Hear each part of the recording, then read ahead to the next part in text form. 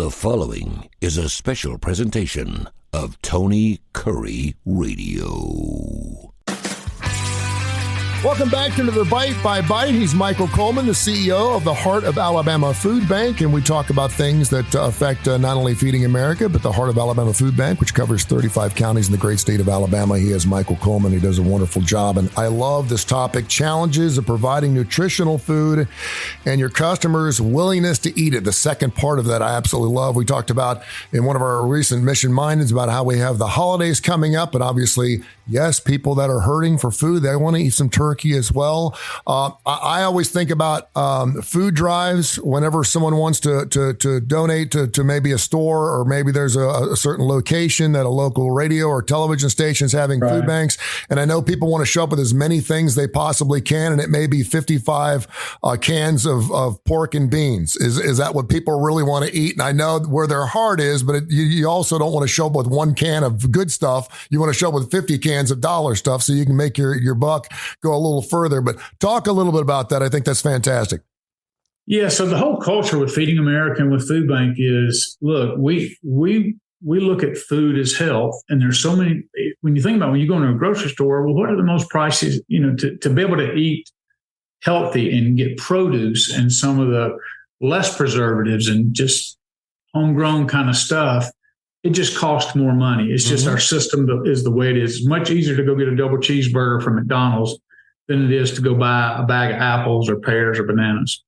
So one of the things we really focus on is trying to make sure that we communicate health and nutrition to those in our community out of care. So you have this tension that comes up and goes, look, and I can't help but think back to Michelle Obama's lunch initiative. And I think heart's in the right place is, hey, we need to get these kids, they're growing, they need more nutrients, they need more protein, they may need more produce, all those kind of things. And it's all very true, but I will tell you what I just recently heard a CEO of a food bank said, it's not nutritious if they won't eat it. Yeah. And that's exactly what happened in that system. They were throwing all that food away. And so it takes me back to when I very first came into food banking, what one CEO said. She said, there's a tension that exists between nutrition and empty stomachs. And so some people go, okay, but I'm only going to serve nutritious food.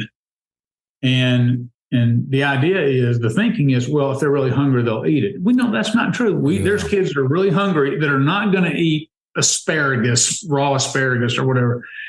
So this food bank CEO said, well, I'm more concerned with empty stomachs, and I would rather them eat a sleeve of Oreos and go to bed with food on their stomach than go to bed hungry. The truth of the matter is, I see both points are valid to some degree, sure. But I've kind of, as time has gone on, I feel like, I lean more towards, while I want it to be healthy, it can't be healthy again if they don't eat it. So one of the things we're really focused on is how to educate the public, how to source good food. And we are sourcing good food. Our vegetables, produce much more fresh than they ever have been. Part of that's to USDA's help, but also just connecting with local farmers. But one of the challenges is about, and we'll do shows on this, more shows and more information. One of the challenges we have is the poverty population typically does not read for information. And when I say poverty class, I'm talking about there's a black subculture, a white subculture, Hispanic, on and on. It doesn't matter the rate. If you're in poverty, you typically don't read for information. Sure.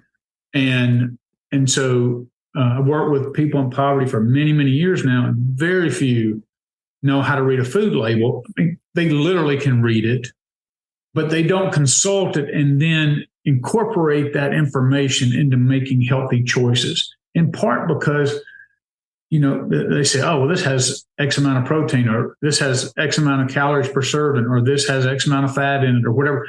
They're just not reading that as much as the government would like them to. That's really more of a middle class that are taking advantage of that and incorporating that into their diet. And so that's why you have such a huge obesity rate, because as ridiculous as it sounds, there's so many people that don't know nutritional difference between a bag of Oreos and a bag of apples. Mm-hmm. Well, everybody would rather almost eat a bag of Oreos, and when they're coming from a food bank, it's just easier. Just everything's cheap, easier, but processed food, high fat, high sugar content, that's what ends up getting dumped on our community. And so I really wrestle with the ethical responsibility that I have of this food bank is to, I don't want to be this cradle to grave guy that's like making your choices for you. I don't want to be that guy. But I also don't want to dump totes and totes of cake and cookies at every turn when there's people battling obesity, diabetes, and all these other kind of things. As a matter of fact, we were at Publix, and I cannot say enough good things about Publix grocery store. And I know that's not everywhere in the country. Publix chain from the CEO down has just incredible partners in food distribution and give up millions of dollars every year. Having said that, they had their first hunger conference last year, and I got to go down there with 40 food bank CEOs and was meeting with the whole leadership team. And so the CEO said, tell us, you're the guys on the ground, tell us what's not working. And so I told him, I said, listen, y'all are on us about picking up, because obviously they get a tax donation. And so they don't want their bakery items to go bad. And I said, y'all are on us 7 days a week about picking up all the bread, the cakes, all the bakery items. I said, why does every bakery always overproduce? And they said, the reality is it's just about the same price to make 40 loaves of bread as it is 20, and the markup is high.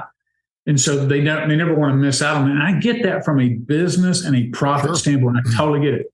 I said, but you're putting me in an ethical dilemma, because you're asking me to then come take it up and distribute it to people, cakes, pastries, all the other cinnamon buns, all that kind of stuff, to people who are struggling and are not making educated choices. They're just, if they're hungry, I'm gonna eat half this sheet cake here. And so I felt like I have to be the one that stands up and says, no, we have to limit this. So there's sometimes we end up throwing a lot of bread and cakes and sugary things away out of care and concern for those that we're trying to feed and reach out to. So there's just a lot of things that go in. How do I make it more fresh? How do I make it more nutritional? How do I get it? But also, how do I balance what I'm distributing to people who may not know themselves how to navigate food insecurity, what's proper to eat and what's not proper to eat in terms of long-term health. Yeah, and just out of respect, I mean, I think people think, well, if they're hungry enough, they'll eat whatever you give them, and it's just not true, particularly children. If you're talking about a family of 4 or 5 and you're asking them to eat food that obviously they don't like, and we know how picky kids can be, they don't know the difference. And I know I'm going to get asked this question, and then we'll let you go here, bite by bite here with Michael Coleman from the Heart of Alabama Food Bank. Do you specifically ask your customers what they like? Or because I know someone's going to say, well, because if they're getting packages or boxes every single month, but there's things in those boxes that they will never eat, do you ask them that question? Mm-hmm. So just so everybody's clear, so we don't distribute to individuals, we distribute to agencies. Mm-hmm. So a community food pantry, a church, and we're judging what they eat based on what's ordered through our system. And so we can kind of tell what's popular, what goes very quick, and what doesn't. But I will tell you, elimination of waste, you hit on a very valid point, which is, let's say you do boxes of 25 pounds and you distribute it. Well, they get home and they're like, well, 10 pounds of this I'm not going to eat. Yeah. So what do? They throw it away. So it goes back to the same kind of thing, whether it's nutritious or not. Hey, I just don't eat this. I'm going to throw it away. And that's why we try to go to a shopping, what's called choice shopping. So imagine, if you will, a supermarket environment. Like you may have 2 or 3 or 4 aisles. They come in with a shopping cart. And based on the number of family they have, they look up on the shelf and let's say it's all canned vegetables. And it'll say, based on a family of 4, you can take 5 cans. And so they take it off, but they're choosing out of what's up there what they and their family would like. And so they go through, it's a much more dignified process, but of course it takes more staffing. It takes the space. It takes all those kind of things. So every pantry can't do that, but it is a great way to eliminate waste. And it's, like I said, it's treating somebody with dignity. That's not what's in our heart. But when we say, look, your beggars can't be choosers. That is such, I get it. I get where it comes from. But it's such a demeaning thing because people already feel bad about having to stand in line and ask for food. Yeah. So what we want to encourage them and support them, let them know, hey, you're our neighbors. We care about you, and we don't want to do anything that tears you down. So part of that is we don't get upset when people go, I really don't, my family doesn't eat this. And for us to say, well, you're lucky to get anything, I mean, it's just further, that's the self-worth out of somebody. Yeah. So we say, let you come in here and let you choose what's good for you and your family. So we're empowering them to make better choices in hopes of that the food's not wasted. So all of that consideration goes into it, but we still continue to battle the whole, going back to our original topic, the nutrition aspect. How do we deliver more nutritious food to those in need and also navigate it's not nutritious if they're not going to eat it. Michael Coleman with the Heart of Alabama Food Bank. This is Bite by Bite. We do it every week. This has been a special presentation of Tony Curry Radio.